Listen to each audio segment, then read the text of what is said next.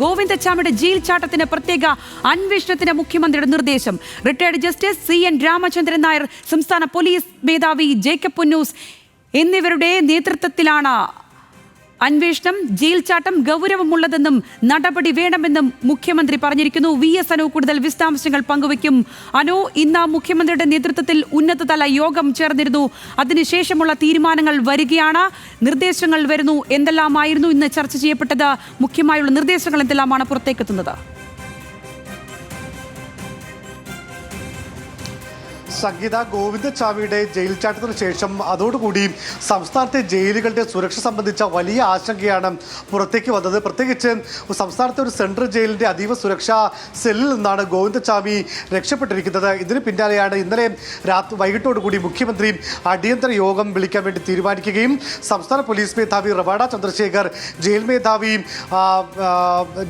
ഉൾപ്പെടെയുള്ളവരുടെ യോഗം വിളിച്ചിട്ടുള്ളത്. ഈ യോഗത്തിലാണ് വളരെ നിർണായകമായ തീരുമാനങ്ങൾ എടുത്തിരിക്കുന്നത്. ഇതിലേറ്റവും പ്രധാനം ഗോവിന്ദച്ചാമിയുടെ ജയിൽ ചാട്ടവുമായി ബന്ധപ്പെട്ട് നിലവിൽ 2 അന്വേഷണങ്ങളാണ് നടക്കുന്നത്. ഒന്ന് ജയിൽ വകുപ്പിന്റെ അന്വേഷണവും മറ്റൊന്ന് പോലീസിന്റെ അന്വേഷണവും.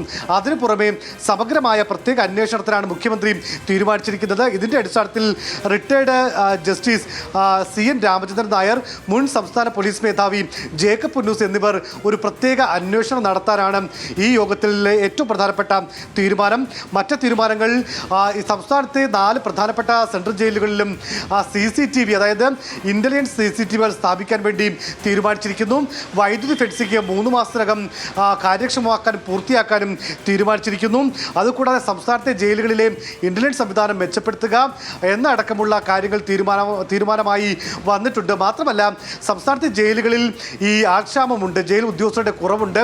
അതേസമയം ഈ തടവുകാരുടെ എണ്ണം കൂടുകയുമാണ്. അതുകൊണ്ട് പത്തനംതിട്ട, കൊല്ലം മേഖലകളിൽ എവിടെയെങ്കിലും സ്ഥലം കണ്ടെത്തി ഒരു പുതിയ സെൻട്രൽ ജയിൽ സ്ഥാപിക്കാനുള്ള തീരുമാനത്തിനും ഇന്നത്തെ പ്രത്യേക യോഗത്തിൽ തീരുമാനമായി വരുന്നു. മാത്രമല്ല, ഗോവിന്ദച്ചാമിയെ പോലെയുള്ള കൊടും ക്രിമിനലുകളെ അന്തർ സംസ്ഥാന ജയിലുകളിലേക്ക്, അതായത് ഇപ്പോൾ കേരളത്തിലുള്ള ഏതെങ്കിലും ഒരു ജയിലിൽ കഴിയുന്ന കുറ്റവാളികളെ മറ്റേതെങ്കിലും സംസ്ഥാനത്തെ ജയിലുകളിലേക്ക് മാറ്റുന്ന അടക്കമുള്ള കാര്യങ്ങളിലേക്ക് തീരുമാനിക്കണം എന്നടക്കമുള്ള കാര്യങ്ങൾ കൂടി ഇന്നത്തെ യോഗത്തിൽ തീരുമാനിക്കുന്നു. തടവുകാർക്ക് ജയിലുകളിലുള്ള സൗകര്യങ്ങൾ വർദ്ധിപ്പിക്കാനും ഇന്നത്തെ യോഗത്തിൽ തീരുമാനമായിരിക്കുന്നു. സംസ്ഥാന പോലീസ് മേധാവി റവാഡ ചന്ദ്രശേഖർ, ജയിൽ മേധാവി ബൽറാം കുമാർ ഉപാധ്യായ, സംസ്ഥാന ആഭ്യന്തര സെക്രട്ടറി ബിശ്വനാഥ് സിൻഹ ഉൾപ്പെടെയുള്ളവരാണ്, ഇന്റലിജൻസ് മേധാവി P വിജയൻ ഉൾപ്പെടെയുള്ളവരാണ് ഇന്നത്തെ യോഗത്തിൽ പങ്കെടുത്തത്. സംഗീത. ശരി അനു, എന്നാണെങ്കിലും ഗോവിന്ദച്ചാമിയുടെ ജയിൽ ചാട്ടത്തിന് പ്രത്യേക അന്വേഷണത്തിന് മുഖ്യമന്ത്രിയുടെ നിർദ്ദേശം വന്നിരിക്കുകയാണ്. VS അനുവാണ് ഇത് സംബന്ധിച്ചുള്ള വിശദമായ വിവരങ്ങൾ പങ്കുവച്ചത്.